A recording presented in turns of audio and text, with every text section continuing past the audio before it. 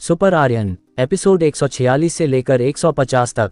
आर्यन ने जैसे ही कहा कि वासु उस लड़की को छोड़ दे और उसकी मां को भी, ये सुनकर वासु के साथ साथ आसपास खड़े सभी लोग शॉक हो गए। उन्हें तो समझ नहीं आ रहा था कि कोई लड़का राजधानी में आकर विषधर परिवार को खत्म कर देगा। आर्यन की बात सुनकर वासु गुस्से में बोला, ये लड़के तुमने मेरे 3-4 लोगों को क्या मार दिया?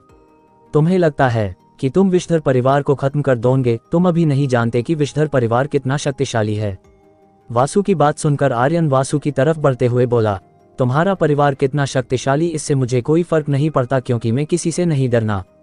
इतना बोलकर आर्यन ने एक शक्तिशाली मुक्का वासु के पेट में मारा, जिससे वो चीखते हुआ दूर जा गिरा। वासु को मक्का मारने के बाद आर्यन अपने मामा की बेटी की तरफ देखते हुए बोला, तुम चिंता मत करो, तुम सुरक्षित हो। वैसे तुम्हारा नाम क्या है? मेरा नाम आर्यांशी, वो लड़की डरते हुए बोली। आर्यांशी, अब डरना बंद करो, तुम सुरक्षित हो, चलो मेरे साथ। आर्यन ने इतना कहा ही था कि वासु गुस्से में बोला, अगर तुझ में हिम्मत है तो यही रुक, अभी परिवार के योद्धा आ रहे होंगे। वासु की बात सुनकर आर्यांशी डर गई। आर्यांशी को डरते देखकर आर्यन बोला, तुम डर क्यों रही हो? आने दो, जिसे भी आना है मैं संभाल लूंगा। क्या तुम्हें कुछ खाना है? आर्यन की बात सुनकर आर्यांशी धीरे से बोली, 2 दिन से भूखी हो, कुछ नहीं खाया। आर्यांशी से ये सुनकर कि वो 2 दिन से भूखी है, आर्यन को अपने दिल में दर्द महसूस हुआ और वो आसपास देखने लगा। तभी उसकी नज़र एक भोजनालय पर पड़ी। उस भोजनालय को देखकर आर्यन बोला, आर्यांशी मेरे साथ आओ, चलो मैं तुम्हें खाना खिलाता हूँ।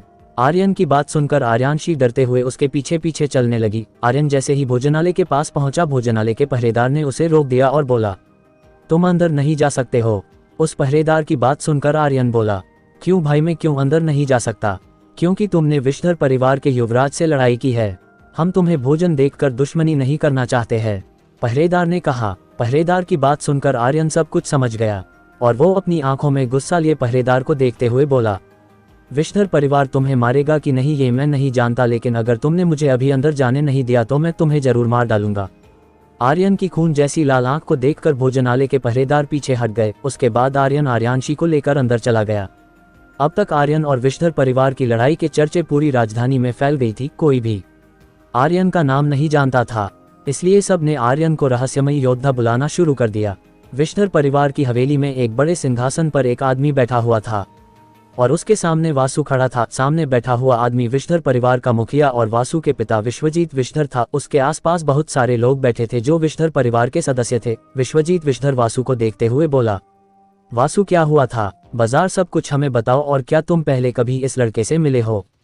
नहीं पिताजी, मैं उस लड़के को नहीं जानता हूँ, मैं तो उस दासी को लेकर आ रहा था, लेकिन पता नहीं कहाँ से वो लड़का आ गया और बगैर कुछ बोले हमारे योद्धाओं पर हमला कर दिया। उसके बाद उस दासी को लेकर चला गया।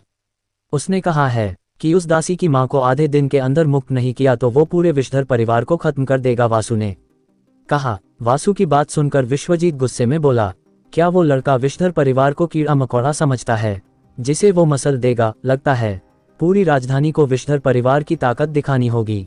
विश्वजीत की बात सुनकर उसके आसपास बैठे लोग हाँ में हाँ मिलाने लगे। सभी के चेहरे पर गुस्सा साफ झलक रहा था, क्योंकि आज पहली बार किसी ने उनके परिवार को चुनौती दी थी, वो भी एक 16 साल के लड़के ने। ये उन सबकी शक्ति का अपमान था, इसलिए अब आर्यन को मारने के लिए उतावले हो रहे थे। सभी आपस में बात कर ही रहे थे, तभी एक आदमी वहां आया। वो आदमी विषधर परिवार का सबसे शक्तिशाली योद्धाओं में से एक शक्ति था। शक्ति विषधर परिवार के मुख्य सदस्यों के बाद सबसे शक्तिशाली योद्धा था। शक्ति स्वर्ग शक्ति क्षेत्र के 6ठे स्तर का योद्धा था। ऐसा कह सकते हैं कि वो विषधर परिवार का सेनापति था। शक्ति सबके सामने आते हुए घुटने के बल बैठते हुए बोला, स्वामी मुझे एक अवसर दीजिए, मैं उस लड़के को आपके कदमों में पटक दूंगा। शक्ति की बात सुनकर विश्वजीत ने कहा, जाओ शक्ति और उस लड़के को घसीट कर ले आओ, मेरी अनुमति है। कुछ भी करो लेकिन उस लड़के को लेकर आओ। जी स्वामी, इतना बोलकर शक्ति वहां से निकल गया। दूसरी तरफ आर्यन आर्यांशी को खाना खिलाने के बाद भोजनालय से निकल आया था। जो भी आर्यन को देखता वो उससे दूरी बना लेता। तभी आर्यांशी बोली, आप कौन है और मेरी मदद क्यों कर रहे हैं? आपको क्या चाहिए? देखिए मेरे पास कुछ नहीं है, यहाँ तक मेरे दादाजी और मेरे पिताजी मरने वाले हैं, मैं आपको कुछ नहीं दे सकती हूँ। आर्यांशी की बात सुनकर आर्यन मुस्कुराया और बोला, तुम्हें मुझे कुछ भी देने की जरूरत नहीं, बस इतना समझ लो कि मैं तुम्हारा बड़ा भाई हूँ और जब तक मैं जिंदा हूँ तुम्हें और तुम्हारे परिवार को कुछ नहीं होगा। आर्यन की बात सुनकर आर्यांशी आर्यन को देखने लगी। कुछ पल देखने के बाद आर्यांशी बोली, मेरे परिवार के 3 सदस्य तो मरने वाले हैं। सम्राट ने उन्हें मौत की सजा सुनाई है, वो भी बगैर किसी गलती के। आर्यांशी की बात सुनकर आर्यन उसके सिर पर हाथ रखते हुए बोला, तुम चिंता मत करो, कुछ नहीं होगा तुम्हारे परिवार को, ये मेरा वादा है। आर्यन को वादा करते देखकर आर्यांशी आर्यन के आंखों में देखने लगी। आर्यांशी को आर्यन की आंखों में विश्वास दिख रहा था। आर्यांशी आर्यन को देख ही रही थी, तभी उसके पीछे से आवाज आई, ये लड़के कहाँ जा रहा है? पीछे देख, तुम्हारी मौत खड़ी है। इस आवाज को जब आर्यन और आर्यांशी पीछे मुड़कर देखता है तो उन दोनों को अपने पीछे लोगों का एक समूह दिखाई दिया। इस समूह ने अपने हाथों में तलवार पकड़ रखा था। उन लोगों को देखकर आर्यांशी डरते हुए आर्यन से बोली, ये सब विष्णु परिवार के योद्धा है, ये जो सबसे आगे खड़ा है इसका नाम शक्ति है, जो इन योद्धाओं का सेनापति है। आर्यांशी की बात सुनकर आर्यन शक्ति को मुस्कुराते हुए देखने लगा। आर्यन को मुस्कुराते देखकर शक्ति ने अपने योद्धा से बोला, योद्धाओं कैद कर लो इसे और अगर विरोध करे तो मार डालो। शक्ति का आदेश मिलते ही उसके पीछे खड़े 20 योद्धा आर्यन की तरफ बढ़ने लगा। ये देखकर आर्यन ने सूर्यांश को बाहर निकाल लिया और आगे बढ़ गया। वही आर्यांशी आंखों में डर लिए आर्यन को देख रही थी। आर्यांशी मन ही मन बोली, पता नहीं आज क्या होगा, हे भगवान आर्यन भाई की रक्षा करना। आर्यन आगे बढ़ने हुए विष्णु परिवार के योद्धाओं पर हमला करना शुरू कर दिया। आर्यन के हमला करने की गति देखकर शक्ति आश्चर्यचकित हो गया था। आर्यन का हमला जिस योद्धा से टकराता उस योद्धा से मुंह से चीख निकलती और वो मारा जाता। विष्णु परिवार का कोई भी योद्धा आर्यन को छू भी नहीं पा रहा था। अपने योद्धाओं को मरते देखकर शक्ति गुस्से में आ गया और कुछ सोचकर शक्ति ने अपनी स्टोरेज से एक धनुष निकाला जो काले रंग की थी। उसके बाद शक्ति ने एक तीर निकाला, वो भी काली थी लेकिन तीर की नोक नीले रंग से चमक रहा था। शक्ति के हाथों में जो तीर था वो तीर चौथे स्तर का तीर था, जिसमें भयंकर विष की शक्ति थी, जिससे किसी भी स्वर्ग शक्ति क्षेत्र के योद्धाओं को मारा जा सकता था। इसलिए शक्ति को विश्वास था कि उसका ये तीर आर्यन को आसानी से मार सकता है। शक्ति धनुष पर तीर का संधान करने के बाद आर्यन की तरफ निशाना लगाने लगा, लेकिन आर्यन की गति और विष्णु परिवार के योद्धाओं की वजह से शक्ति निशाना नहीं लगा पा रहा था। दूसरी तरफ आर्यन ने कुछ ही मिनट में 10 योद्धाओं को मार गिराया था। आर्यन का युद्ध कौशल जिसने भी देखा उसे विश्वास ही नहीं हो रहा था कि एक 16 साल का लड़का इतना शक्तिशाली हो सकता है। इस वक्त आर्यन खून से नहाया हुआ था। वो इस वक्त यमदूत लग रहा था। आर्यन के इस रूप को जो भी देख रहा था उसकी रूह कांप जा रही थी। आर्यन विष्णु परिवार के योद्धाओं को मार रहा था। इसी बीच शक्ति को एक मौका मिला और उसने अपना तीर आर्यन की तरफ छोड़ दिया। शक्ति का वो तीर हवा को काटते हुए आर्यन की तरफ बढ़ रहा था। आर्यन का ध्यान अब तक तीर की तरफ नहीं गया था, लेकिन आर्यांशी की नजर तीर पर चली गई और वो चिल्लाते हुए बोली, आर्यन तुम्हारे तरफ तीर आ रही है। आर्यांशी की बात सुनकर जैसे ही आर्यन ने तीर की तरफ देखा, तीर आर्यन से टकरा गया। तीर जैसे ही आर्यन से टकराया, एक विस्फोट हुआ और नीली ऊर्जा आसपास फैल गई। किसी को कुछ दिखाई नहीं दे रहा था कि नीली ऊर्जा के भीतर क्या हो रहा था। वहीं दूसरी तरफ शक्ति आश्चर्य में था, क्योंकि आज तक कभी भी उसका ये तीर विस्फोट से साथ नीली ऊर्जा बाहर नहीं फेंकती थी। शक्ति का तीर बाकी तीरों की तरह ही इंसान के शरीर को भेद देता था। शक्ति आश्चर्य में नीली ऊर्जा को देख रहा था। उस नीली ऊर्जा में शक्तिशाली विष था जो अपने से कमजोर विष वाले योद्धा को मार रहा था, लेकिन इसका प्रभाव आर्यन पर नहीं हुआ, बल्कि शक्ति के इस हमले ने आर्यन का ही काम आसान कर दिया। आर्यन विष्णु परिवार के योद्धाओं को मरते हुए देख ही रहा था।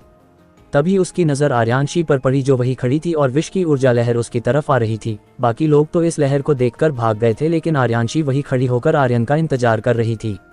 जैसे ही आर्यन ने देखा कि विष आर्यांशी के पास पहुंचने वाला है, आर्यन ने अपने सबसे तेज गति का प्रयोग किया और आर्यांशी के सामने पहुंच गया। जब आर्यांशी ने देखा कि आर्यन ठीक है तो वो खुश हो गई, लेकिन विष की लहर को देखकर वो डर गई। आर्यांशी को डरते देखकर आर्यन बोला, डरने की कोई जरूरत नहीं है। इतना बोलकर आर्यन अपने शरीर से सप्तरंगी ऊर्जा निकालना शुरू किया और उस ऊर्जा से एक ऊर्जा दीवार का निर्माण किया। ऊर्जा की दीवार में 7 रंग देखकर आर्यांशी को बहुत आश्चर्य हुआ और वो बोली, आर्यन आज तक मैंने ऐसी ऊर्जा शक्ति नहीं देखी है। आर्यांशी ने इतना कहा ही था कि उसे एक धमाका सुनाई दिया। धमाका सुनकर जब आर्यांशी ने धमाके की दिशा में देखी तो उसे दिखा कि ऊर्जा दीवार से टकराकर सारे विष नष्ट हो रहे हैं। आर्यांशी को बहुत आश्चर्य हुआ कि इतना शक्तिशाली विष आसानी से नष्ट हो गया। इतना शक्तिशाली ऊर्जा दीवार जो चौथे स्तर के तीर से उत्पन्न विष को नष्ट कर दे। धमाके को देखने के बाद आर्यांशी के दिमाग में यही बात आई और वो आर्यन की तरफ देखते हुए बोली, आर्यन भाई आपका शक्ति स्तर क्या है? नरक शक्ति क्षेत्र के सम्राट स्तर पर। आर्यन ने कहा, आप झूठ बोल रहे हो। जिस तीर से आप पर हमला हुआ था उस तीर से कोई स्वर्ग शक्ति क्षेत्र का योद्धा भी नहीं बच सकता है।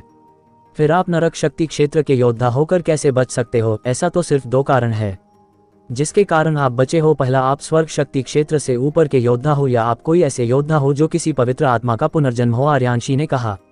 आर्यांशी की बात सुनकर आर्यन कुछ पल के लिए शॉक हो गया।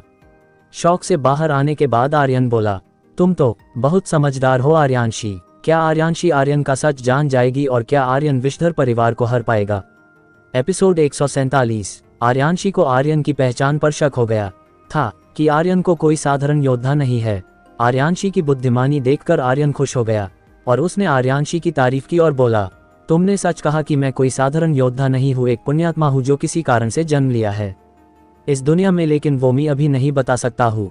इतना बोलकर आर्यांशी के बोलने का इंतजार किए बगैर आर्यन शक्ति जहाँ खड़ा था उस दिशा में देखने लगा, लेकिन शक्ति वहां नहीं था। शक्ति को न पाकर आर्यन बोला, लगता है वो भाग गया। चलो देखते हैं आगे क्या फैसला लेता है विषधर परिवार। दूसरी तरफ शक्ति भागते भागते विषधर परिवार के सभागृह में पहुंचा। जब विषधर परिवार के सदस्यों ने शक्ति के चेहरे पर डर देखा तो एक आदमी बोला, शक्ति क्या हुआ? तुम उस लड़की को बंदी बनाकर नहीं लाए और तुम इतना डर क्यों रहे हो?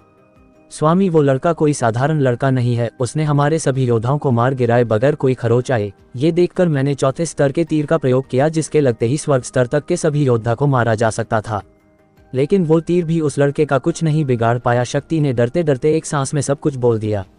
शक्ति की बात सुनकर सभा में मौजूद विषधर परिवार के सभी सदस्य शॉक हो गए। किसी को भी कुछ नहीं समझ आ रहा था कि शक्ति जो बोल रहा है वो सच है या झूठ, लेकिन उन लोगों को शक्ति के चेहरे पर डर की छाया देखकर सब समझ गए कि शक्ति झूठ नहीं बोल रहा है।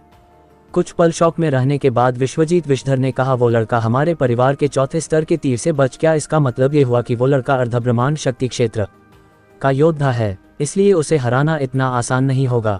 विश्वजीत विषधर की बात सुनकर वहां बैठे सभी लोग थोड़ा सा डर गए और सोचने लगे कि विषधर परिवार में इतने शक्तिशाली योद्धा से दुश्मनी कब मोल ले ली। सब कुछ सोच रहा थे तभी वासु बोला, जो अपने पिता के बगल वाली जगह पर बैठा हुआ था, पिताजी, पर यह कैसे संभव है? वो लड़का उम्र में तो मुझसे भी छोटा लगता है, लेकिन हाँ, हम उसके शक्ति स्तर का पता नहीं लगा पाए थे। क्या कहा तुमने? वो तुमसे भी छोटा है? पर यह कैसे संभव है? तुमसे भी छोटा लड़का इतना शक्तिशाली कैसे हो सकता है? आखिर वो कौन है? विश्वजीत विषधर ने कहा। वासु की बात सुनकर सभी लोग भी सोच में पड़ गए कि वासु से भी कम उम्र का लड़का इतना शक्तिशाली कैसे हो सकता है कि वो चौथे स्तर के तीर से बच जाए। कुछ पल सोचने के बाद विश्वजीत विषधर शक्ति की तरफ देखते हुए बोले, शक्ति, जाओ और अपने परिवार के पांचों अर्धब्रह्मांड शक्ति क्षेत्र के योद्धा को युद्ध के लिए तैयार होने के लिए बोल दो। आज हम उस लड़के को छोड़ेंगे नहीं। एक तरफ विषधर परिवार युद्ध की तैयारी कर रहा था, दूसरी तरफ आर्यन जंगल की तरफ जा रहा था। आर्यन को जंगल की तरफ जाते देखकर आर्यांशी आर्यन से बोली, हम जंगल में क्यों जा रहे हैं? हमें तो विषधर परिवार के पास जाना है न, हम अपनी सेना लेने जा रहे हैं ताकि विषधर परिवार से लड़ सकी। विषधर परिवार को अब तक मेरी शक्ति का अनुमान हो गया होगा, इसलिए सेना की आवश्यकता पड़ेगी, आर्यन ने कहा। आर्यन की बात सुनकर आर्यांशी कुछ बोलने ही वाली थी कि आर्यन ने अपनी स्टोरेज से मोती निकाली और सहलाया, जिससे दरवाजा प्रकट हो गया। वो दरवाजा जैसे ही प्रकट हुआ आर्यांशी डर गई और आर्यन के बाजू को पकड़ते हुए बोली, आर्यन ने दरवाजा कैसा? ये आयामी दरवाजा है, इसी के अंदर मेरी सेना है, चलो चलते हैं। इतना बोलकर आर्यन ने आर्यांशी का हाथ पकड़ा और दरवाजा पर सटा दिया और साथ में अपना हाथ भी आर्यन के ऐसा करते हैं दरवाजे से तेज चमक निकली, जिसे देखकर आर्यांशी डरने लगी, लेकिन पीछे नहीं हटी, लेकिन अपनी आंखें बंद कर ली। कुछ पल बाद आर्यांशी के कानों में आर्यन की आवाज गूंजी। आर्यन बोला, आर्यांशी अपनी आंखें खोलो, देखो हम पहुंच गए। आर्यन की आवाज सुनकर जब आर्यांशी ने अपनी आंखें धीरे धीरे खोली तो उसे अपने सामने एक नई दुनिया दिखी जिसमें काफी हरियाली थी। उस दुनिया को देखकर आर्यांशी की आंखें खुली की खुली रह गई। कुछ पल आयामी दुनिया की खूबसूरती देखने के बाद आर्यांशी आर्यन से बोली, आर्यन, ये कहाँ जा गए हम? आर्यांशी ने इतना कहा ही था कि आर्यांशी की नजर एक भेड़िए पर पड़ी जो उसी की तरफ आ रहा था। उस भेड़िए को देखकर और उसकी शक्ति को महसूस कर आर्यांशी चिल्लाते हुए बोली, आर्यन, तिलिस्मी जानवर, भागो यहाँ से। इतना बोलकर आर्यांशी आर्यन के बाजू पकड़कर भागने की कोशिश करने लगी, लेकिन आर्यन अपनी जगह से हिला नहीं और मुस्कुराने लगा। तभी भेड़िया आर्यन के पास आ गया और इंसानी आवाज में बोला, उस्ताद, ये लड़की कौन है और ये डर क्यों रही है? जब ने भेड़िया को बोलते हुए सुनी तो उसे आश्चर्य हुआ, लेकिन जब उसे एहसास हुआ कि भेड़िए ने आर्यन की उस्ताद कहा तो उसकी है रानी बढ़ गई और वो बोली, आर्यन, तुम इनके उस्ताद हो? आर्यांशी की बात सुनकर आर्यन ने कोई जवाब नहीं दिया और भेड़िए से बोला, ऐसा समझ लो कि ये मेरी बहन है, तुम जाओ अपना काम करो, मैं हवेली जाता हूँ। जी उस्ताद। इतना बोलकर वो भेड़िया वहां से चला गया। भेड़िया के जाने के बाद आर्यांशी आर्यन से बोली, ये तिलिस्मी जानवर तुम्हारे पालतू है? पर कैसे? ये तो 7वें स्तर से ऊपर के तिलिस्मी जानवर है, इन्हें तो पालतू बनाना लगभग असंभव है। ये कोई पालतू जानवर नहीं है, मेरे योद्धा है। एक इंसानी योद्धा धोखा दे सकता है, लेकिन ये नहीं। अब चलो हवेली चलते हैं और कुछ योद्धा के साथ विषधर परिवार पर हमला करेंगे, आर्यन ने कहा। इतना बोलकर आर्यन हवेली की दिशा में आर्यांशी को लेकर उड़ गया। आर्यन आज आर्यांशी को शौक पर शौक दिए जा रहा था। आर्यन को हवा में उड़ते देखकर आर्यांशी तो सदमे में चली गई थी, क्योंकि आज तक आर्यांशी ने किसी योद्धा को उड़ते नहीं देखा था। कुछ ही समय के आर्यन आर्यांशी को लेकर हवेली पहुंच गया। जब सभी ने देखा कि आर्यन किसी लड़की ने साथ आया है तो उन्हें बहुत आश्चर्य हुआ। कार्तिक और धनंजय तो आर्यांशी को ही देख रहे थे। कुछ पल आर्यांशी को देखने के बाद कार्तिक आर्यन से बोला, आर्यन ये लड़की कौन है? ये विश्वलोक में तुम्हें कहाँ से मिल गई? कार्तिक का सवाल सुनकर आर्यन बोला, इस लड़की का नाम आर्यांशी है और ये मेरी बहन है। आर्यन से लड़की का परिचय सुनने के बाद सभी ने कुछ पल कुछ सोचा और उनके दिमाग में एक ही ख्याल आया, इस लड़कों को बहन बनाने के पीछे आर्यन के पास कोई बहुत बड़ा कारण जरूर होगा। इतना सोचने के बाद सभी ने आर्यांशी का स्वागत किया, जिसके कारण आर्यांशी खुश हो गई और सबका धन्यवाद किया।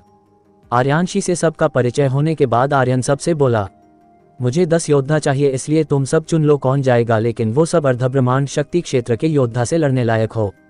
आर्यन की बात सुनकर वनराज ने कहा, वो तो हमारे पास बहुत है। अर्धब्रह्मांड शक्ति क्षेत्र के योद्धा को तो हम में से ही कोई एक हरा सकता है। नहीं, इस लड़ाई में तुम में से कोई एक ही जाएगा, क्योंकि ये कोई महत्वपूर्ण लड़ाई नहीं है। इसलिए हमें दुश्मन को अपने वास्तविक शक्ति का परिचय नहीं देना है। इसलिए तुम पांचों में से कोई एक जाएगा, बाकी नहीं तुम सब चुनकर हमारे पास भेज दो, लेकिन वो सब इंसानी रूप में होने चाहिए, आर्यन ने कहा। आर्यन की बात सुनकर काजल बोली, उस्ताद एक पक्षी है जो कुछ समय पहले ही इंसानी रूप में आए है। उसका नाम पक्षीराज है, जो गरुड़ है, इसलिए वो हम सब में सबसे शक्तिशाली है। वो अभी अभी बना है, लेकिन वो अर्धब्रह्मांड शक्ति क्षेत्र के तीसरे स्तर पर है। क्या कहा तुमने? एक गरुड़ भी इस दुनिया में है। वो तो सभी पक्षियों में सबसे शक्तिशाली होते हैं।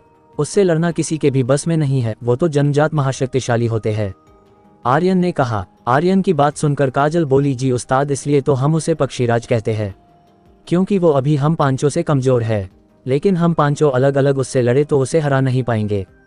ठीक है, उसे बुलाओ और ये बताओ गरुड़ पक्षी और भी है अपनी इस दुनिया में? आर्यन ने कहा। नहीं उस्ताद, और कोई नहीं है। मैं जल्दी किसी को भेजती हूँ जो पक्षीराज गरुड़ को बुला सके, वो अभी साधना कर रहा होगा। काजल इतना बोलकर वहां से चली गई। उसके जाने के बाद सर्पेश बोला, उस्ताद मैं भी आपके लिए किसी योद्धा का चुनाव करने जाता हूँ, जल्दी लौटकर आ जाऊंगा। आयामी दुनिया में कई नए तिलिस्मी जानवरों ने इंसानी रूप धारण किया था, जिसे लाने के लिए बाकी तीनों तिलिस्मी जानवर भी चले गए। उसके जाने के बाद ब्लैकी, जो कब से चुपचाप आर्यन के बगल में बैठा था, वो बोला, आर्यन तुम किस से लड़ने वाले हो? विश्वलोक का एक शक्तिशाली परिवार है, विषधर परिवार, उससे आर्यन ने कहा। पर क्यों? ऐसा क्या किया है विषधर परिवार ने? ब्लैकी ने कहा। ये मैं अभी नहीं बता सकता, बाद में बताऊंगा, आर्यन ने कहा। कुछ पल इंतजार करने के बाद करीब 10 योद्धा आर्यन के सामने आकर खड़े हो गए। उनमें सबसे आगे एक योद्धा खड़ा था, जिसके माथे पर गरुड़ का निशान था। वो पक्षीराज था। सभी को एक पल देखने के बाद आर्यन पहले 5 इंसान रूपी तिलिस्मी जानवर से बोला, तुम पांचों में से कौन जाएगा? आर्यन की बात सुनकर पांचों ने एक दूसरे को देखा। उसके बाद सिंहराज ने कहा, उस्ताद हम निर्णय नहीं ले पा रहे हैं, इसलिए आप ही चयन कर लीजिए। सिंहराज की बात सुनकर आर्यन कुछ पल सोचकर बोला, जाओगे तो तुम सब वास्तविक दुनिया में, लेकिन मेरे साथ सिर्फ सुनहरी रहेगी, बाकी सब छुपकर हमारा पीछा करेंगे। चाहो तो तुम सब हवा में उड़कर हम सब का पीछा कर सकते हो। आर्यन की बात सुनकर सभी ने सहमति जाता दी। तभी ब्लैकी बोला, आर्यन तुम चिंता मत करो, कोई भी इन सब को पहचान नहीं पाएगा, क्योंकि मैं इनके साथ जाऊंगा और इनको अदृश्य करके तुम्हारा पीछा करूंगा। ब्लैकी की बात सुनकर सब खुश हो गए। ब्लैकी की बात से आर्यन भी सहमत हो गया और बोला, तो ठीक है, चलते हैं और अपने दुश्मन को धूल चटाते हैं।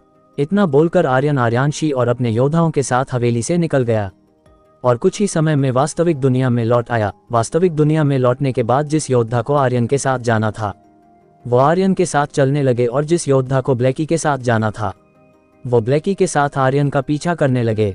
आधा दिन बीत चुका था। ये देखकर आर्यन आर्यांशी से बोला, क्या तुम्हें विषधर परिवार का पता मालूम है?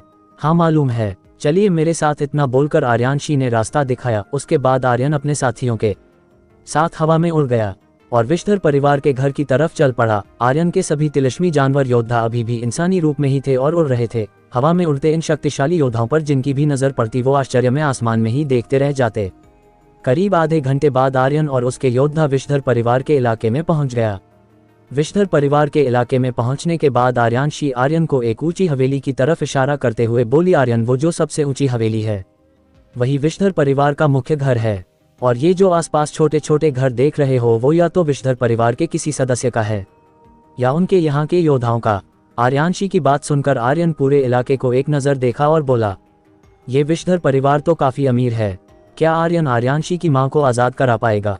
एपिसोड 148। जब आर्यन अपने योद्धाओं के साथ विषधर परिवार के क्षेत्र में पहुंचा तो उसे बहुत आश्चर्य हुआ, क्योंकि विषधर परिवार का क्षेत्र बहुत दूर में फैला हुआ था। कुछ पल उस इलाके को देखने के बाद आर्यन ने अपने साथियों को आगे बढ़ने का इशारा किया। आर्यन का इशारा मिलते ही सभी योद्धा आगे बढ़ने लगे। तभी आर्यन को कुछ महसूस हुआ। आर्यन मन ही मन बोला, कुछ तो गड़बड़ है। यहाँ पर सुबह से कितने योद्धा मारे गए हैं। विषधर परिवार के फिर भी इतनी शांति लगता है। तूफान के आने के पहले वाली शांति है, लेकिन इसका पता तो आगे बढ़ने से ही लगेगा। आर्यन आसपास नजर रखते हुए आगे बढ़ ही रहा था। तभी आर्यन को हवा के कटने की आवाज सुनाई दी, जिसे सुनकर आर्यन ने आवाज की दिशा में देखा तो उसे दिखा कि उसके लोगों की तरफ नीले रोशनी के साथ चमकते हुए एक भाला उन लोगों की तरफ आ रहा था, जिसे देखकर आर्यन चिल्लाते हुए बोला, सावधान हो जाओ सब, दाई तरफ से एक भाला हमारी तरफ आ रहा है। आर्यन की बात सुनते ही सभी योद्धाओं ने बाईं तरफ देखा तो उन लोगों को दिखा कि एक भाला उनकी तरफ बड़ी तेज गति में आ रहा है। ये देखकर एक योद्धा आगे आया, जिसकी बड़ी बड़ी मूंछें थी। उसने आने हाथों में लाल ऊर्जा इकट्ठा की और भाले पर हमला कर दिया। जैसे ही उस योद्धा की लाल ऊर्जा भाले से टकराए, एक विस्फोट के साथ वो भाला नष्ट हो गया। तभी सबने देखा कि करीब 50 भाले उनकी तरफ तेज गति में आ रहे हैं, जिनकी शक्ति पहले वाले भाले से अधिक थी। ये देखकर आर्यन के सभी योद्धा ने अपनी अपनी ऊर्जा अपने शरीर से निकालना शुरू किया। किसी की ऊर्जा सफेद थी तो किसी की नीली तो किसी की पारदर्शी। अपनी अपनी ऊर्जा निकालने के बाद सभी योद्धा ने भाले की दिशा में हमला कर दिया। आर्यन के योद्धाओं इतने शक्तिशाली थे कि उनका हमला भाले को नष्ट करते हुए आगे बढ़ गया और धमाके के साथ विस्फोट हो गया।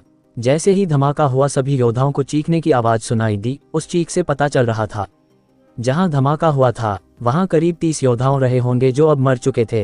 अपनी तरफ आ रहे हमले को नष्ट करने के बाद आर्यन और उसके योद्धा आगे बढ़ गए और कुछ ही समय में एक खाली मैदान में उतर गए। इस बीच आर्यन पर दोबारा कोई हमला नहीं हुआ। आर्यन और उसके योद्धा जिस मैदान में उतरे थे उस मैदान के बिल्कुल सामने था विषधर परिवार का घर। विषधर परिवार के आगे बहुत सारे योद्धा निगरानी कर रहे थे, अपने हाथों में हथियार लेकर खड़े थे। उन रक्षकों को देखकर आर्यन मुस्कुराया और आगे बढ़ने लगा। तभी आर्यन ने देखा कि विषधर परिवार के द्वार से बहुत सारे योद्धा आ रहे थे। उन सब में सबसे आगे विश्वजीत विषधर आ रहा था। विश्वजीत को देखकर आर्यानशी आर्यन से बोली, आर्यन ये जो सबसे आगे चलते हुए आ रहा है वो विश्वजीत विषधर है, विषधर परिवार का मुखिया और वासु के पिता, और उनके जो लोग चल रहे हैं वो विषधर परिवार के मुख्य सदस्य है। आर्यानशी की बात सुनकर आर्यन विश्वजीत को देखने लगा। कुछ पल विश्वजीत के शक्ति स्तर की जांच करने के बाद आर्यन बोला, ये तो अर्धब्रह्मांड शक्ति क्षेत्र के दूसरे स्तर का योद्धा है। आर्यन ने इतना बोला ही था कि विश्वजीत आर्यन के बिल्कुल नजदीक आ गया और बोला, तो तुम हो वो उदंड लड़का जिसने हमारे विषधर परिवार के कई योद्धा को बड़ी आसानी से मार गिराया, लेकिन तुम तो अभी बच्चे हो, फिर कैसे किया तुमने ये सब? और मैं एक अर्धब्रह्मांड शक्ति क्षेत्र का योद्धा होकर भी तुम्हारे शक्ति स्तर को क्यों नहीं जान पा रहा हूँ? विषधर परिवार के मुखिया, तुम मुझे बच्चा समझने की भूल मत करना, क्योंकि ये गलती बहुतों ने की थी और आज वो जिंदा नहीं है। और रही मेरे शक्ति स्तर की, वो मैं तुम्हें बताना जरूरी नहीं समझता, इसलिए मैं जिस काम के लिए आया हूँ वो करते हैं। अगर तुम अपने परिवार के योद्धाओं की जान बचाना चाहते हो तो आर्यानशी की मां को मुक्त कर दो, मैं उन्हें लेकर चला जाऊंगा, आर्यन ने कहा। आर्यन की बात सुनकर विश्वजीत ने एक बार आर्यन के पीछे खड़ी आर्यानशी को देखा, फिर आर्यन को। उसके बाद विश्वजीत आर्यन से बोला, मुझे एक बात समझ नहीं आ रही है, तुम जैसे शक्तिशाली योद्धा एक लड़की के लिए एक शक्तिशाली परिवार से दुश्मनी लेने के लिए तैयार हो, क्या मैं जान सकता हूँ इसके पीछे की वजह क्या है? विश्वजीत की बात सुनकर आर्यन बोला, मैं ये क्यों कर रहा हूँ ये जानने की जरूरत नहीं है, तुम सिर्फ ये बताओ कि आर्यानशी की मां को हमारे हवाले करोगे कि नहीं?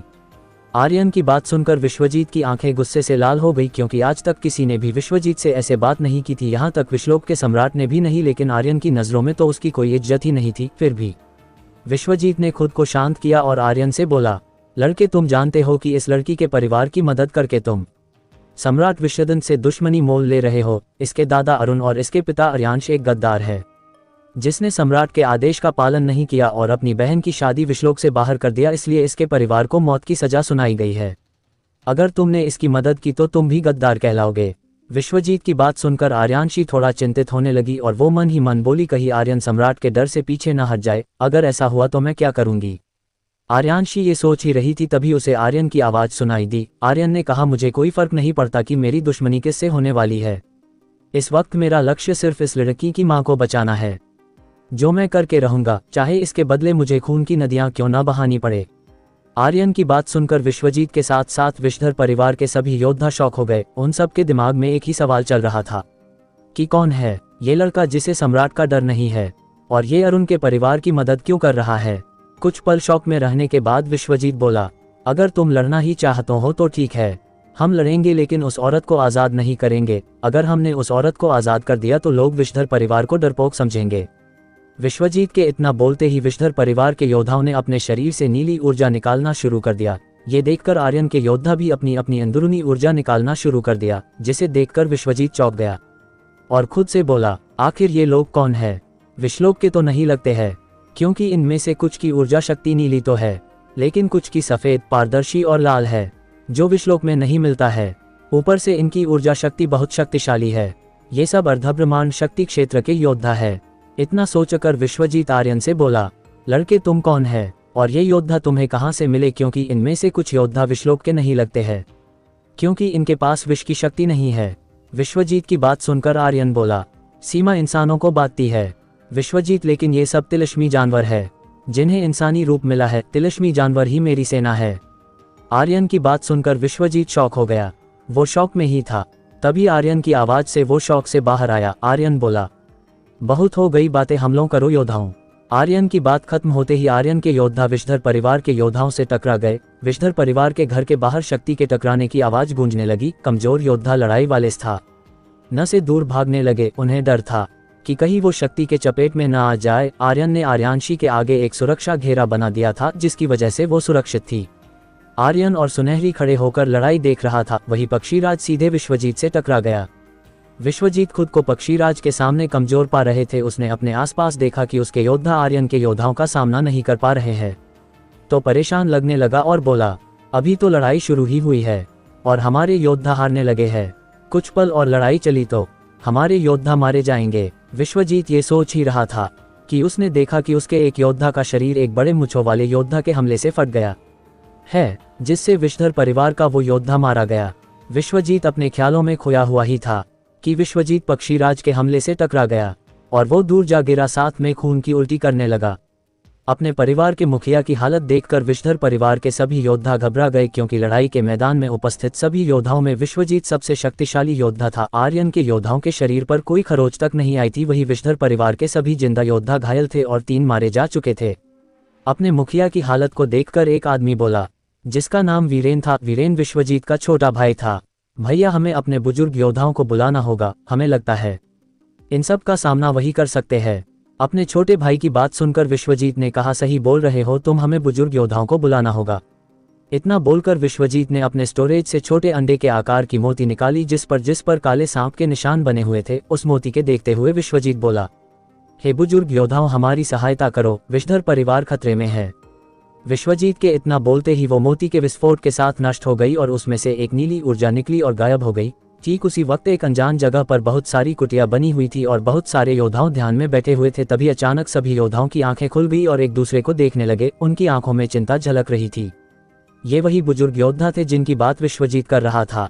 ये सभी एकांत में अपना ध्यान करते थे, कभी दुनिया के सामने नहीं आते थे। ये सब तभी दुनिया के सामने आते थे जब विषधर परिवार को उनकी आवश्यकता पड़ती थी। इस बुजुर्ग योद्धाओं में सबसे कमजोर योद्धा था अर्धब्रह्मांड शक्ति क्षेत्र के 7वें स्तर पर और सबसे मजबूत अर्धब्रह्मांड शक्ति क्षेत्र के राजा स्तर के योद्धा थे। यही योद्धा विषधर परिवार की वास्तविक शक्ति थे। उन बुजुर्ग योद्धाओं ने कुछ पल आसमान की तरफ देखा और एक नीली रोशनी में बदलकर वहां से गया हो गए। दूसरी तरफ आर्यन को आभास हो गया था कि कुछ शक्तिशाली योद्धा उसकी तरफ बढ़ रहे हैं। ये महसूस कर आर्यन बोला, योद्धाओं सावधान, कुछ नए योद्धा हमारी तरफ बढ़ रहे हैं।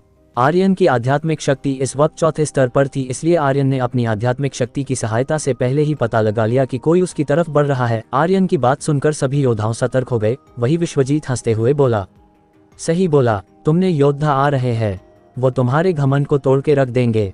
विश्वजीत ने इतना कहा ही था कि विश्वजीत के सामने 10 योद्धा प्रकट हो गए। वो सभी अर्धब्रह्मांड शक्ति क्षेत्र के योद्धा थे। उनके चेहरे पर गुस्से का भाव झलक रहा था और वो विश्वजीत और अपने परिवार के घायल योद्धाओं को देखे जा रहे थे। कुछ पल विषधर परिवार के योद्धाओं को देखने के बाद वो पीछे मुड़े और आर्यन के योद्धाओं को देखने लगे। कुछ पल सभी को देखने के बाद उनकी नज़र पीछे खड़े आर्यन पर पड़ी, जिसकी आंखों में डर का कोई भाव नहीं था। वो निर्भीक होकर विषधर परिवार के बुजुर्ग योद्धाओं को देखे जा रहा था। क्या आर्यन विषधर परिवार के बुजुर्ग योद्धाओं को हरा पाएगा?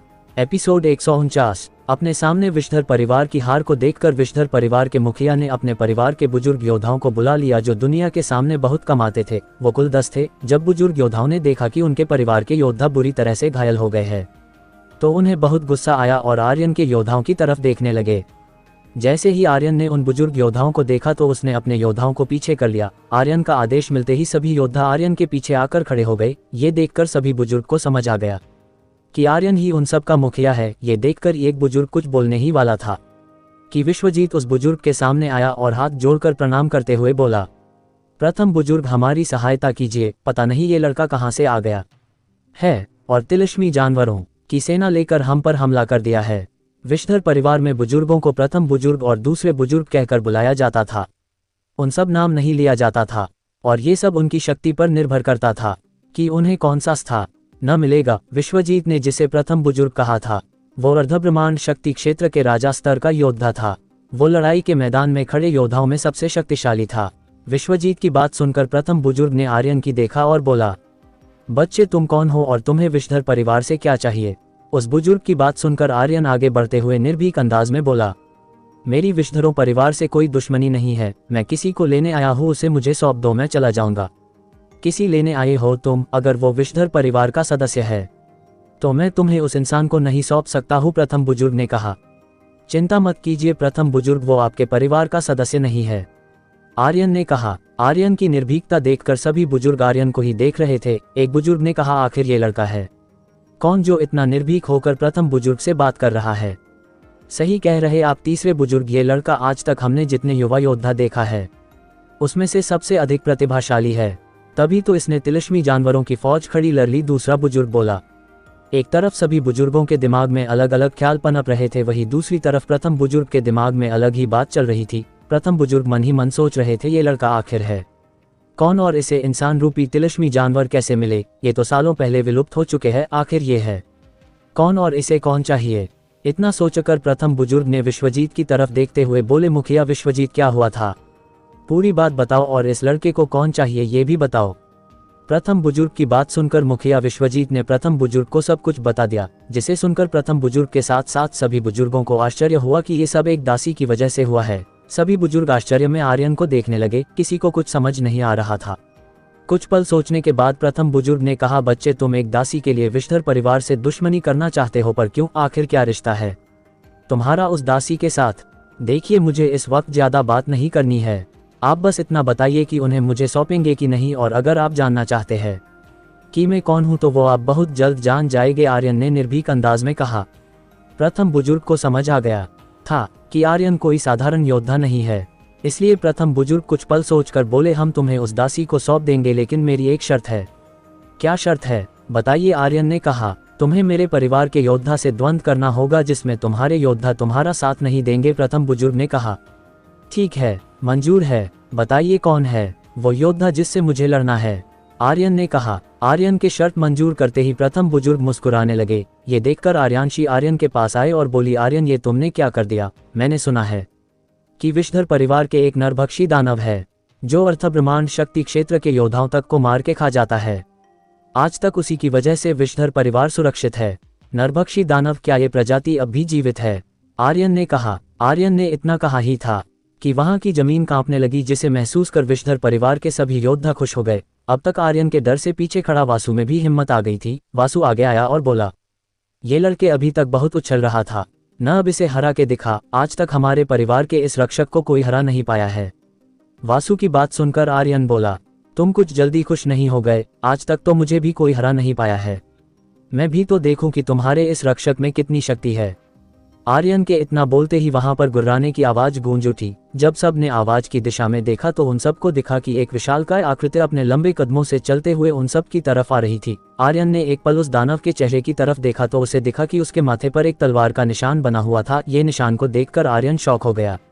ये निशान तो मेरे तलवार की तरह ही है, क्या ये निशान मेरे किसी योद्धा की है, क्योंकि ऐसा निशान तो पिछले जन्म में मेरे योद्धाओं के माथे पर होता था। लेकिन एक नरभक्षी दानव मेरा योद्धा कैसे, मैंने तो किसी भी दानव को अपना योद्धा नहीं बनाया था। आर्यन आश्चर्य में मन ही मन बोला। आर्यन दानव के चेहरे को देखकर कुछ याद करने की कोशिश कर रहा था, लेकिन उस कुछ याद नहीं आ रहा था। अब तक दानव प्रथम बुजुर्ग के पास आ गया था। उसने प्रथम बुजुर्ग को देखते हुए कहा, क्यों बुलाया मुझे? नरभक्षी दानव को देखते हुए प्रथम बुजुर्ग ने आर्यन की तरफ इशारा करते हुए कहा, तुम्हें इस लड़के से लड़ना है। प्रथम बुजुर्ग के इशारे का पीछा करते हुए दानव की नजर आर्यन पर पड़ी, जिसे देखकर दानव गुस्से में प्रथम बुजुर्ग से बोला, तुम सब एक बच्चे को हरा नहीं पा रहे हो। इसे कोई असाधारण बच्चा है, इसलिए जाओ और इससे लड़ो, प्रथम बुजुर्ग ने कहा। प्रथम बुजुर्ग की बात सुनकर नरभक्षी दानव ने आर्यन की तरफ देखा तो उसे अपने अंदर कुछ अजीब महसूस किया, लेकिन दानव ने अजीब एहसास को अपने अंदर ही दबा दिया और आर्यन की तरफ बढ़ने लगा। ये देखाकर आर्यन भी कुछ कदम आगे बढ़ा और दानव के सामने खड़ा हो गया।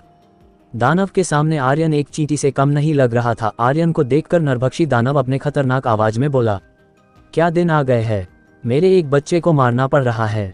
युद्ध देवता रुद्रा, आप कहाँ है? प्रभु, जल्दी आकर मुझे मुक्त कीजिए इस जीवन से प्रभु। नरभक्षी दानव की बात सुनकर आर्यन शॉक हो गया और वो मन ही मन बोला, ये मुझे क्यों पुकार रहा है? आखिर ये कौन है जो मुझे जानता है? नरभक्षी की बात सुनकर अदृश्य हुए ब्लैकी को भी आश्चर्य हुआ। ब्लैकी खुद से बात करते हुए बोला, क्या ये युद्ध देवता रुद्रा का कोई अपना है? अगर ऐसा है तो आर्यन उसे क्यों नहीं पहचान पा रहा है?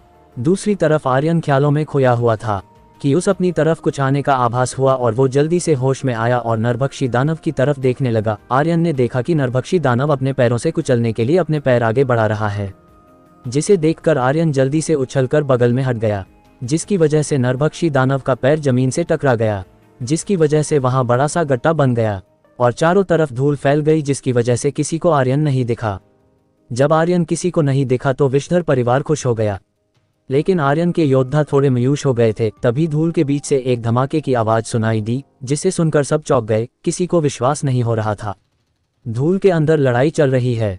असल में हुआ ये था कि जैसे ही आर्यन उछलकर बगल में गया, उसने जल्दी से एक ऊर्जा चक्र बनाया और नरभक्षी दानव पर हमला कर दिया। नरभक्षी दानव आर्यन के हमले से बचने के लिए तैयार नहीं था, इसी कारण आर्यन का हमला सीधे नरभक्षी दानव का टकरा गया, जिससे एक विस्फोट हुआ, लेकिन दानव को कुछ नहीं हुआ।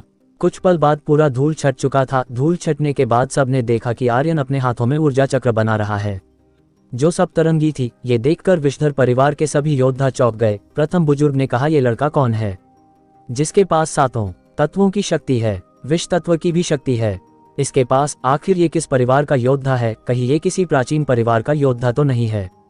ये सोचते ही प्रथम बुजुर्ग अंदर तक कांप गया, क्योंकि कोई भी परिवार किसी प्राचीन परिवार से दुश्मनी मोल नहीं ले सकता था, क्योंकि उनकी शक्ति हर राज्य और परिवार से अधिक थी। प्राचीन परिवारों से 8 लोग मिलकर भी नहीं लड़ सकता था, इसलिए उन्हें कहीं भी आने जाने की अनुमति थी। जैसे ही प्राचीन परिवार का ख्याल प्रथम बुजुर्ग के दिमाग में आया, उसने अपने बगल में खड़े दूसरे बुजुर्ग से कहा, दूसरे बुजुर्ग, कहीं ये लड़का किसी प्राचीन परिवार से तो नहीं है?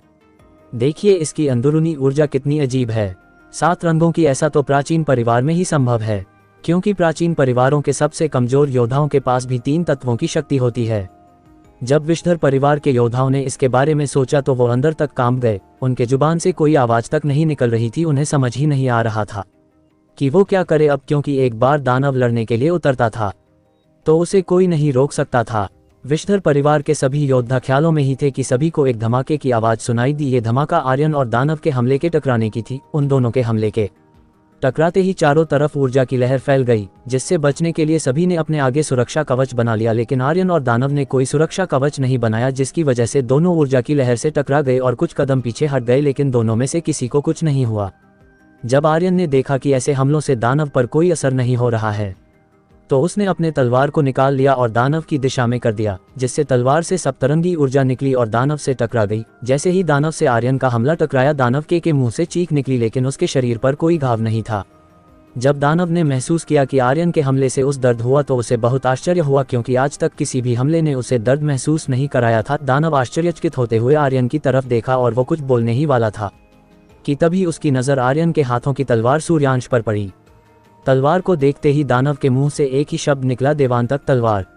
ये नाम आर्यन के तलवार सूर्याश का पुराना नाम था, जिस इस समय में केवल आर्यन ही जानता था। जब आर्यन ने दानव से सूर्याश का पुराना नाम लेते देखा तो वो समझ गया कि ये कोई अपना ही है, जो किसी कारण से दानव बन गया है। नरभक्षी दानव रुक गया था, उसने हमला करना बंद कर दिया था, जिसे देखकर विषधर परिवार ने राहत की सांस ली। साथ में उन्हें आश्चर्य भी हुआ। विषधर परिवार के साथ साथ आर्यन के योद्धा भी आर्यन और दानव को देख रहे थे। तभी सभी के नजरों के सामने दानव घुटनों पर बैठ गया, जिसे देखकर सब शॉक हो गए। आखिर कौन है नरभक्षी दानव? एपिसोड 150। सभी के सामने नरभक्षी दानव आर्यन के तलवार को देखते ही घुटनों पर बैठ गया, जिसे देखकर वहां मौजूद सभी योद्धा आश्चर्यचकित हो गए। किसी को कुछ भी समझ नहीं आ रहा था कि क्या हुआ, क्यों एक नरभक्षी दानव आर्यन के सामने घुटने के बल बैठ गया। विषधर परिवार के सभी योद्धा आंखें बड़ी करके कभी आर्यन को देखते तो कभी दानव को। अपने सामने घुटने के बल बैठे दानव को देखकर आर्यन बोला, अपना परिचय दो दानव, और तुम्हारे माथे पर मेरे तलवार का निशान कैसे है? ये तो मेरे योद्धाओं के माथे पर होता था, लेकिन मुझे जहां तक याद है मैंने कभी किसी दानव को अपनी सेना में शामिल नहीं किया था। आर्यन की बात सुनकर दानव ने अपने दोनों हाथ जोड़ लिए और बोला, प्रभु मैं विषधर हूँ, आपके विष सेना का सेनापति। दानव का परिचय सुनकर आर्यन की आंखें बड़ी हो गई, लेकिन आर्यन से ज्यादा विषधर परिवार शॉक हो गया। सभी आंखें बड़ी किए हुए विषधर को देखे जा रहे थे। एक बुजुर्ग प्रथम बुजुर्ग से बोला, प्रथम बुजुर्ग, क्या हम जो सोच रहे हैं वो सत्य हो सकता है? क्या ये परिवार के प्रथम देवता विषधर है, जिनके नाम से हमारा नाम जाना जाता है? उस बुजुर्ग की बात सुनकर प्रथम बुजुर्ग ने कहा, मुझे कुछ समझ नहीं आ रहा है कि ये क्या हो रहा है। अगर ये हमारे पूर्वज है तो फिर ये दानव कैसे बने, और हमारे पूर्वज इस लड़के को प्रभु क्यों बोल रहे हैं? उनकी बातों से ऐसा लग रहा था कि उन्हें नरभक्षी दानव का वास्तविक परिचय मालूम नहीं था। वो सब नरभक्षी दानव और आर्यन को आश्चर्य में देख रहे थे। पूरा विषधर परिवार इस वक्त शौक में था। दूसरी तरफ आर्यन ने जब ने सुना कि वो उसके विष सेना का सेनापति विषधर है, तो वो कुछ पल ख्यालों में खो गया। कुछ पल ख्यालों में रहने के बाद आर्यन विषधर से बोला, सेनापति विषधर, तुम दानव कैसे बने और तुम्हारी शक्ति को क्या हुआ? तुम तो एक शक्तिशाली देवता थे, लेकिन इस वक्त तुम ब्रह्मांड शक्ति क्षेत्र के संत स्तर के योद्धा हो, कैसे? आर्यन की बात सुनकर विषधर के भयानक आंखों में आंसू आ गए। विषधर अपने आंसू को पूछते हुए बोला, प्रभु ये सब एक श्राप के कारण हुआ है। श्राप पर किसने दिया तुम्हें? श्राप किस में इतनी शक्ति आ गई थी कि वो रुद्रा के एक सेनापति को श्राप दे दे? क्या उसे मालूम नहीं था? जब मैं लौटूंगा तो क्या होगा? आर्यन ने कहा, आपके शरीर त्यागने और मेरे बाकी साथी के साथ समाधि में जाने के बाद मैं किसी कारण से जल्दी बाहर आ गया और किले से बाहर निकलकर आसपास देखने लगे। उस वक्त आपके प्राण त्यागे 4000 वर्ष बीत गए थे। उस वक्त ऐसा कोई नहीं था जिसे मैं अपना कह सकूं, इसलिए मैं विषलोक आ गया, क्योंकि यहाँ पर मेरी तरह ही लोगों के पास विष की शक्ति थी। इतना बोलकर विषधर कुछ पल के लिए शांत हो गया।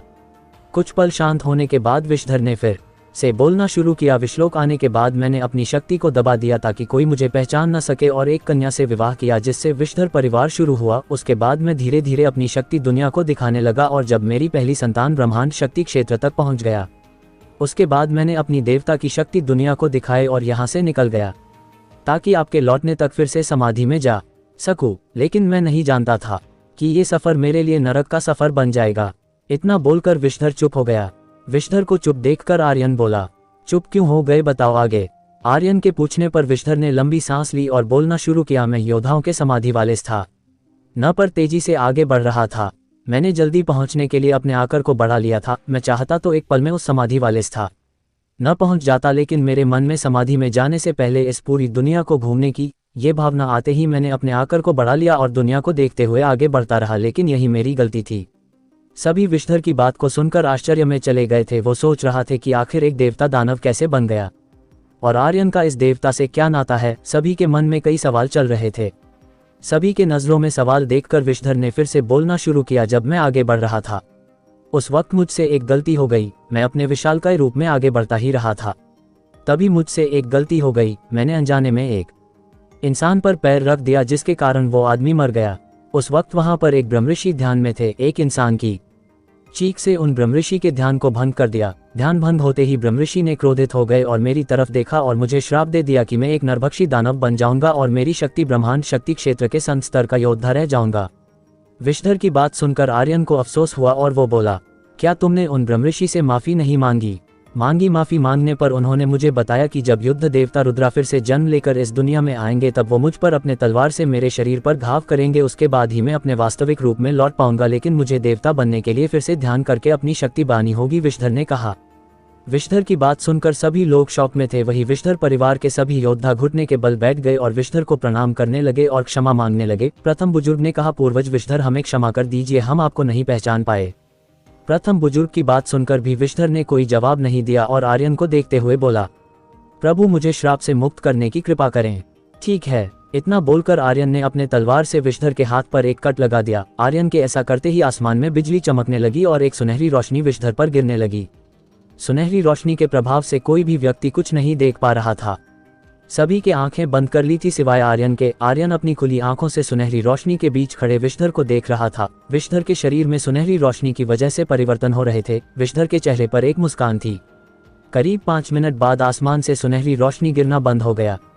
उसके बाद जब सबने अपने आंखें खोलकर देखा तो उन्हें अपने सामने एक व्यक्ति दिखा जिसकी उम्र 50 की होगी। नरभक्षी दानव गया वह हो चुका था। विषधर अपने उस रूप में आ गया जिस रूप में वो नरभक्षी दानव बनने से पहले थे, लेकिन उसकी शक्ति अब भी ब्रह्मांड शक्ति क्षेत्र के संत स्तर पर थी। लेकिन वो देखने में उसकी आयु विषधर परिवार के मुखिया के बराबर लग रही थी।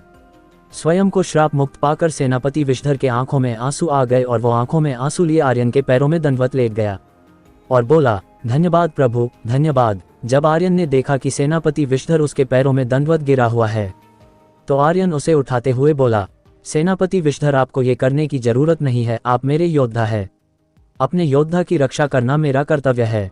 आर्यन के कहने पर सेनापति विषधर उठ गया और आर्यन के सामने खड़ा हो गया। तभी विषधर परिवार के सभी योद्धा आगे आए और अपने पूर्वज को दंडवत प्रणाम किया। प्रणाम करने के बाद प्रथम बुजुर्ग ने कहा, पूर्वज हमें क्षमा कर दीजिए, हम आपको पहचान नहीं पाए। प्रथम बुजुर्ग की बात सुनकर सेनापति विषधर ने कहा, उठो तुम सब और ये बताओ कि हमारे प्रभु से तुम लोगों की क्या दुश्मनी है। सेनापति विषधर की बात सुनकर विश्वजीत सामने आया और डरते हुए सब कुछ बता दिया। विश्वजीत की बात सुनकर सेनापति विषधर ने कहा, जाओ जल्दी उस औरत को लेकर आओ और प्रभु को सौंप दो। अपने पूर्वज के आदेश को सुनते ही विश्वजीत ने अपने एक आदमी को आदेश दिया कि वो आर्यांशी की मां को ले आए। कुछ ही समय बाद विषधर परिवार के दरवाजे से एक औरत बाहर आई जो डरी हुई लग रही थी। उस औरत को देखते ही आर्यांशी जो आर्यन के पीछे खड़ी थी वो आगे बढ़ी और दौड़ते हुए उस औरत के गले लग गई। वो औरत और कोई नहीं आर्यांशी की मां थी जिसे आजाद कराने के लिए आर्यन ने विषधर परिवार पर हमला किया था। आर्यांशी की मां आर्यांशी को देखकर डरते हुए बोली, आर्यांशी तुम यहाँ क्या कर रही हो? मैंने तो तुम्हें भगा दिया था, फिर तुम यहाँ कैसे आई? अपनी मां को चिंतित देखकर आर्यांशी अपनी मां से बोली, मां अब सब कुछ ठीक है, आप मेरे साथ चलिए। इतना बोलकर आर्यांशी अपनी मां को लेकर आर्यन के पास ले गई और बोली, इनका नाम आर्यन है, इन्होंने ही हमें बचाया है। आर्यांशी की बात सुनकर आर्यांशी की मां आर्यन के सामने हाथ जोड़कर बोली, आप कौन है? मैं नहीं जानती, लेकिन आपने मेरी और मेरी बेटी को बचाया है, इसके लिए धन्यवाद। धन्यवाद की आवश्यकता नहीं है, ये मेरा कर्तव्य था। आर्यांशी की मां से इतना बोलकर आर्यन विषधर से बोला, सेनापति विषधर आपका आगे की क्या योजना है? आर्यन की बात सुनकर सेनापति विषधर ने कहा, मेरा तो एक ही उद्देश्य है, आपके साथ चलना मरते दम तक। ठीक है, मैं अभी कुछ दिन विश्वलोक में ही हूँ, तब तक आप अपने परिवार के साथ समय बिताइए, जरूरत होगी तो बुला लूंगा, आर्यन ने कहा। दूसरी तरफ आर्यन और विषधर परिवार के लड़ाई के परिणाम पूरे राजधानी में फैल गई। किसी को विश्वास नहीं हो रहा था कि विषधर परिवार का पूर्वज देवता लड़ाई के लिए आया था और लड़ते हुए अचानक न जाने उसने क्या देख लिया कि वो उस रहस्यमयी योद्धा के पैरों में गिरकर प्रणाम किया और वो रहस्यमयी योद्धा जिसे लेने के लिए विषधर परिवार के पास गया था, विषधर परिवार ने उसे सीप दिया। वही विश्वलोक के राजमहल के राजसभा में एक बड़े सिंहासन पर एक व्यक्ति बैठा हुआ था जिसके माथे पर एक सांप का निशान था, जिसकी बड़ी आंखों में अहंकार साफ झलक रहा था। वो व्यक्ति विश्वलोक का सम्राट विषदंत था। उसके आसपास बहुत सारे लोग खड़े थे। तभी उस सभा में एक व्यक्ति आया और बोला, प्रणाम सम्राट। उस व्यक्ति के प्रणाम को स्वीकार विषदंत ने कहा, बताओ उस रहस्यमयी लड़के की क्या सूचना है? क्या विषधर परिवार ने उसे खत्म कर दिया? नहीं सम्राट, बल्कि विषधर परिवार ने उस गद्दार की बहू और पोती को उस रहस्यमयी लड़के को सौंप दिया। और सम्राट विषधर परिवार के पास जो नरभक्षी दानव था वो और कोई नहीं, विषधर परिवार का देवता विषधर था, जो किसी श्राप के कारण दानव बन गया था। सभा में आए व्यक्ति ने कहा। उस व्यक्ति की बात सुनकर सब चौंक गए और आपस में बात करने लगे। तभी विषदंत ने सबको शांत किया और बोला, आगे क्या हुआ? सम्राट विषधर परिवार का वो देवता उस रहस्यमयी लड़के से लड़ रहा था। तभी उस लड़के ने अपनी तलवार निकाल ली। जैसे ही उस दानव ने रहस्यमयी लड़के के तलवार को देखा, वो अपने घुटने के बल बैठकर प्रणाम करने लगा। जैसे ही उस व्यक्ति ने ये कहा, सभा में उपस्थित व्यक्ति शॉक हो गए। उन्हें तो कुछ समझ नहीं आ रहा था कि एक देवता एक लड़के के सामने कैसे घुटने टेक सकता है। दूसरी तरफ सम्राट विषदंत सब समझ गया और वो बोला, लगता है वो लड़का कोई साधारण लड़का नहीं है, लेकिन उसका हमारे लोक के गद्दार से क्या नाता है? वो उसके परिवार को क्यों बचा रहा है? तभी विषदंत के प्रधानमंत्री अपनी जगह से उठा और बोला, सम्राट, कहीं वो उस गद्दार का नाती तो नहीं जिसके बारे में भविष्यवाणी हुई थी? लेकिन ये कैसे संभव है? मैंने अपने एक योद्धा को जल लोक भेजकर उसे मरवा दिया था। विषदंत ने कहा। क्या विषदंत आर्यन की सच्चाई जान पाएगा? जानने के लिए सुनते रहिए सुपर आर्यन।